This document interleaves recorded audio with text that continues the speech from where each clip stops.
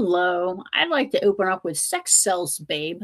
That's right. Those are the words of Erika Kirk in 2014, giggling along her then boyfriend with his v neck shirt, doing a tape for The Amazing Race. Then she whispered over, even though it's against our religion, tee hee. That's right, that Erika Kirk. It's been found out quite a few things about her, but why am I talking about her? Let me tell you why. Because she is the Aunt Lydia of our times, and it really just needs to be brought to light. As somebody who studies a lot about books, who studies feminism, every single time I've heard her name come up, I've tried to avoid it. But with the events going on with Heritage Foundation 2026 and Turning Point USA being mandated in high schools in my state of Indiana right now, the governor is trying to push TPUSA into our high schools. This is absolutely unacceptable. I'm going to go into some of the details of why. So let's talk about Erika Kirk. What do we know about her and what don't we know about her? So what we do know is that she was Miss Arizona in 2011. This was one of Trump's pageants. We also know that she was a reality TV show contestant. We know that she said she didn't date at all, like 5 years before marrying Charlie Kirk in 2018. But as one TikToker said, the math just ain't math in here. In 2014, she was in a relationship with JT Massey. That was covered publicly, the same interview about The Amazing Race that I just alluded to. Then she, in 2017, super interesting nexus point here, she was dating Mr. Phillips, who now works at Turning Point USA with How to Lead Like Charlie. Very, very interesting. Then she also appeared on a Bravo show called The Summer House. I think a lot of people know these things, but think about it. She's out there, she's partying, living her life. And let me just begin with, I love partying. I love living my life. Okay. Like, I am in no way shaming any woman. You do you, girlfriend. But when you do you, be you. Don't turn around and years later and go, oh, I never did that. Girl, own it. Live your life, okay? There is nothing wrong with living a good life, okay? So let's cut ahead. There's Charlie. And let me just take a second. What happened to Charlie Kirk is wrong, okay? That's it. Point blank, shooting people. It's wrong, okay? Like, let's just full stop that, okay? Done part. September 10th, though, he's shot. It's absolutely terrible. And once again, I want to emphasize this was an on-campus school shooting, like so many other shootings, unfortunately, that we have all the time. So his death happens, and what immediately happens, 2 weeks later, this leaked footage that just got leaked comes out where she is excited. She is just super like, hey, guess what? We're making so much money off of this. Yeah. So death is horrible. Shootings are horrible. Laughing about it. I'm just going to leave it there. Okay. I want to talk another aspect, and this really bothers me as an American taxpayer. J.D. Vanson went with Air Force Two. He said, hey, I'm not going to go to a 9/11 memorial service. Instead, I'm going to go and fly out with Usha, and we're going to pick up Charlie, his remains, unfortunately, as well as Erika. Do you know how unprecedented it is that our taxpayer dollars went to pay for some podcasters' travel arrangements, funeral arrangements? This doesn't happen to citizens, right? Like citizens, like when this happens to us, we have to pay a lot of money for these services for people. But these millionaires are helping each other out, flying people around, flying their remains around. And this is no disrespect to his remains, okay? But what I will tell you is for the last World War II veteran, there was a huge push to try to get the same level of service. It took hundreds, thousands of people filing that petition. But a rando podcaster can get this treatment, no problem. They have this huge memorial. President Trump speaks. And I really want to emphasize what happened. Erika goes up and Erika says, I forgive the person who did this.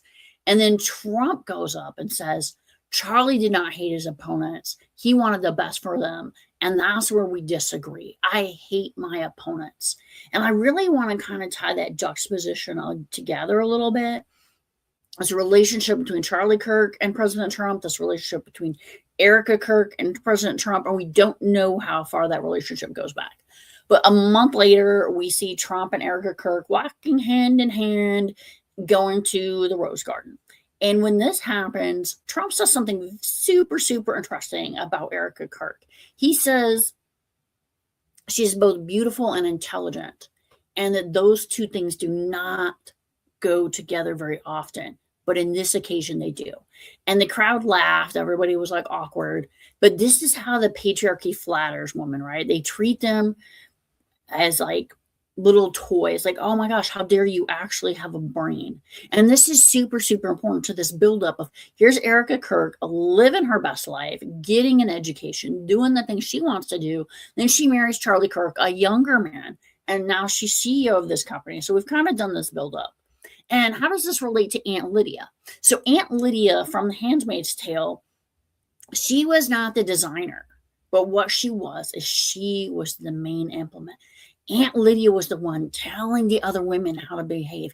Aunt Lydia was the one subjugating these women, right? Aunt Lydia is Erika Kirk, or Erika Kirk is Aunt Lydia, right? Because she's out there now. She's subjugating these women. She's telling them, no, don't go. Don't do what I did. Don't be miss whatever. Don't go out and do fun things and drink with your girlfriends. No, as soon as you're old enough, you go, you leave your house, you get married, you have as many babies as possible. This is not at all the life that Erika Kirk lived. This is the life that she's projecting on other people. She, in Turning Point USA, TP USA, I always want to call it Toilet Paper USA, whatever, and the Heritage Foundation Project 2026, they are working hand in hand. And if you are not tracking this, you need to read these documents. They are super, super scary. It is ban abortion pills nationwide through the Comstock Act, eliminate the Department of Education. They've already reduced the ability for many what's been traditionally women's degrees, such as nursing, PAs, teachers, etc., to get advanced degrees. They've really limited the amount of money available to them for scholarship and for education money.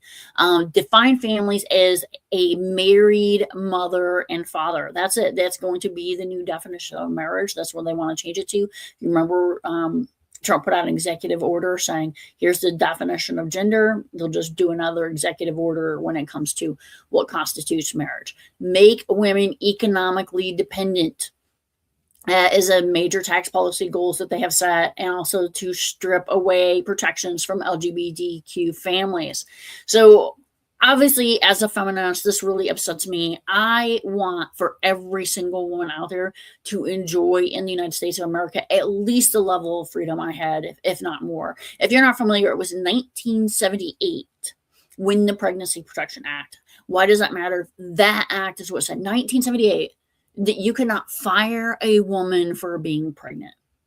Mind you, right now, when it comes to hormonal birth control, those only come to us, just like they did Roe versus Wade, is through Supreme Court rulings. So ladies, get out there, vote, protect your reproductive rights. Financial rights, we've only also had those pretty much since the 70s. So if you're thinking, oh, these are just so crazy, this never really happened. I mean, this is why Margaret Atwood wrote this book. She warned and said, these things have historic precedents. We are seeing these things rise again. And what we are seeing right now is this woman, Erika Kirk, who went out, who lived her best life, done amazing things. And kudos to you, Erika. You should be proud of these things instead of ashamed and trying to hide them. But this is not the first woman. If you look to Phyllis Schlafly, and I'm not sure if I pronounced that name correctly, I always mispronounce it. She was one of the anti-suffragettes, and she was out there saying that women should not have the right to vote and helped to organize a committee to say women shouldn't have the right to vote. I mean, tell me that does not sound like Erika Kirk right now, right?